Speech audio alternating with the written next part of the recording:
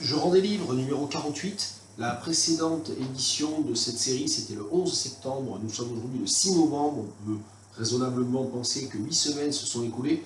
8 semaines au cours desquelles j'ai beaucoup travaillé et j'ai aussi lu et emprunté des livres sans faire ces traditionnelles vidéos. Ça, on le sait, c'est souvent ça qui passe à la trappe. Je rends des livres à la bibliothèque universitaire sans nécessairement avoir le temps ou prendre le temps de faire une petite vidéo. Donc là, aujourd'hui, je vais essayer de le faire quand même, bien que mon agenda soit chargé. Ça devrait aller assez vite. Je vais rendre 4 livres, ça va me donner quelques... expliquer un petit peu pourquoi.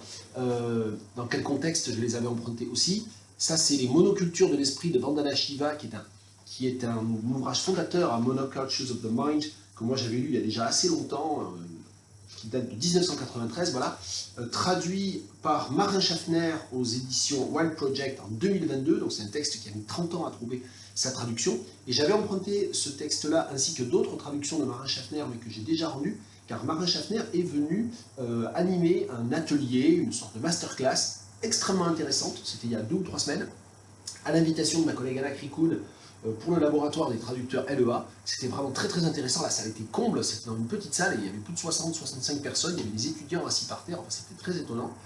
Le labo des traducteurs n'a pas toujours autant de succès, mais là il y avait vraiment beaucoup de monde. Et donc Marin Schaffner, qui ne traduit que de l'écologie radicale, qui est co-éditeur, qui est l'un des éditeurs de l'édition Wild Project, a parlé de son travail, c'était très intéressant.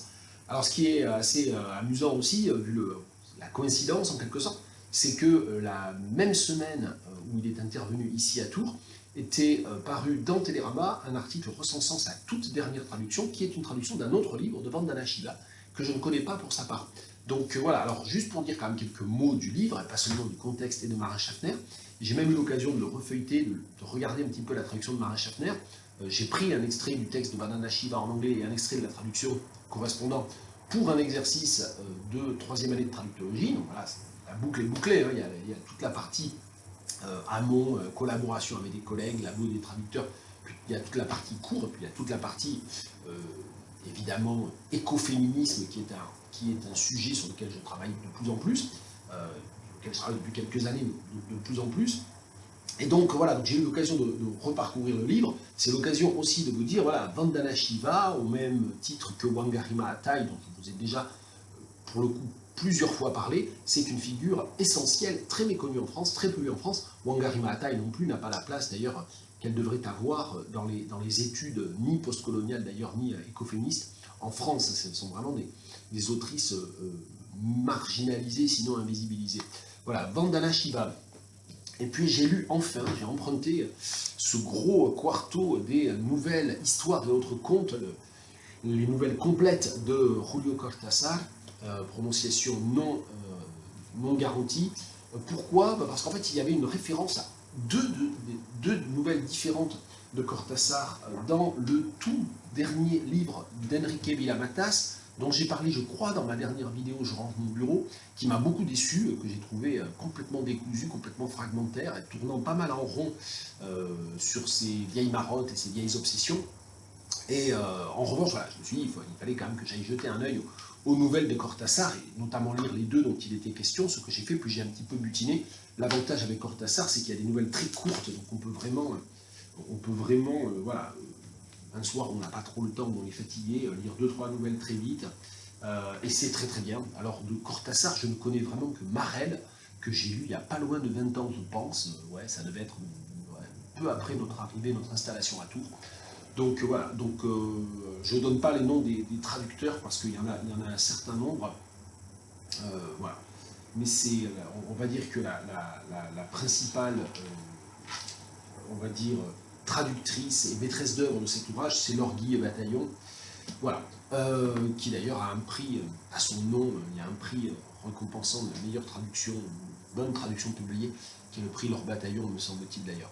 Bon, voilà, Julio Cortázar, bon, bah, à approfondir, à reprendre, mais c'était déjà pas mal d'y jeter un œil. Dans un tout autre style, j'ai emprunté cet essai de Maxime Decoux, Qui a peur de l'imitation, alors avec un petit peu de honte de ma part, parce que Maxime Decoux, c'est quelqu'un avec qui je suis à contact Facebook déjà depuis quelques années, 3 ou 4, je ne pourrais pas dire, peut-être un peu moins. Et en fait, j'avais toujours rien lu de lui. Il se trouve qu'il vient de publier toujours aux éditions de Minuit dans la collection paradoxe comme ce livre-là, comme ces autres livres, un texte qui a reçu pas mal de presse, dont je suis en train de chercher le titre exact, parce que je ne veux pas dire de bêtises, mais qui est sur la... en fait, je me trompe, parce que j'avais emprunté son éloge du mauvais lecteur, je m'aperçois de ça, évidemment, c'est pas... c'est pénible, ça. Voilà, c'est faire trace, voilà, je vais y arriver. Oui, l'ordinateur de la fac ici n'est pas sur Google, mais il est par défaut sur Quant, et Quant c'est vraiment de la merde. Bon, je l'ai dit, c'est comme ça. Donc faire trace, qui est sur les récits de survivants, je crois, des camps, qui est un texte qui m'intéresse vraiment, a priori, et que je vais me procurer.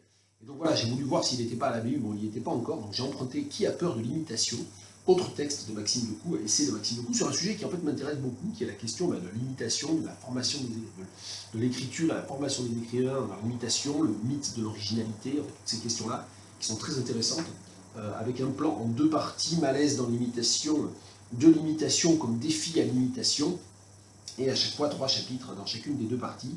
Je citerai peut-être un extrait du 3e chapitre de la première partie, qui est lié justement à ce... Je crois que c'est dans une sous-partie qui s'appelle, que je ne dise pas de bêtises, Vertiges identitaires et la fin du quant à soi. Ce duel entre le moi et l'autre, dicté par l'imitation, embrigade donc la littérature dans une réflexion sur le rapport entretenu par les mots avec le monde et avec elle-même. Avec sa vérité précaire, ses mensonges tenaces, sa mauvaise foi absolue. Radicale et déceptive, cette prise de conscience que les mots ne sont jamais les siens se transmue en un pacte avec le langage et la littérature, où on s'engage à combattre les mots avec les mots. Et sa violence fait que le langage n'est plus seulement un moyen, il est autant un but qu'un obstacle.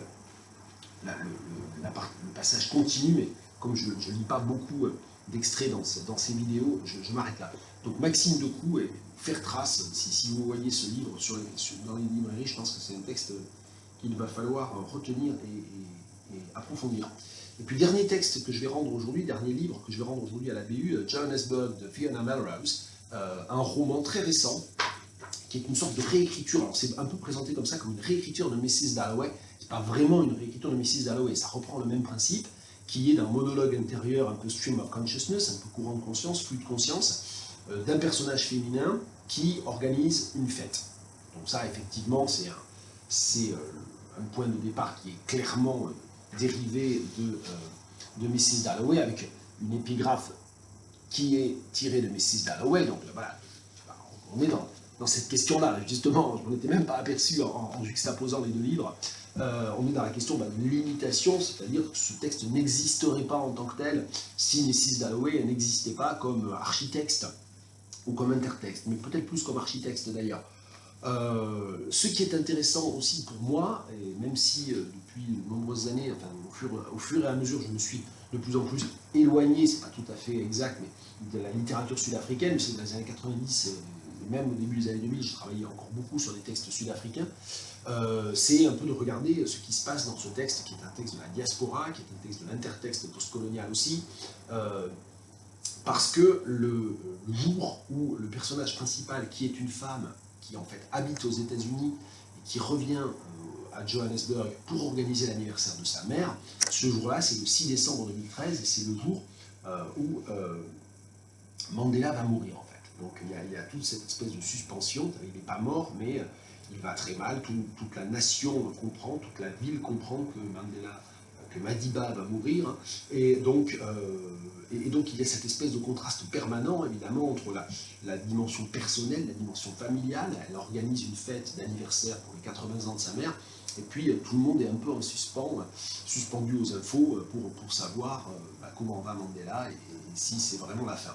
Voilà, donc c'est un texte qui est assez réussi, pas réellement audacieux, mais assez réussi de ce point de vue-là. C'est bien écrit, c'est émouvant aussi, hein, il faut le dire. Alors je l'ai lu, je crois, fin août, ouais, en août, je crois, donc je sais pas, j'ai voulu le garder, j'ai prolongé l'emprunt, je sais pas, dans l'idée que j'approfondirais quelque chose, et puis en fait, comme ça arrive souvent, c'est aussi ça, ces vidéos, je rends des livres, c'est expliquer ce qu'on fait avec les livres de BU. Ben là, je ne devrais pas le dire, mais je l'ai prolongé une première fois un mois, puis une deuxième fois un mois, pour pas grand-chose en fait, parce que j'ai pas eu le temps de m'y replonger. Enfin, voilà, j'en parle aujourd'hui. C'est une trace comme une autre. Bonne semaine et à bientôt.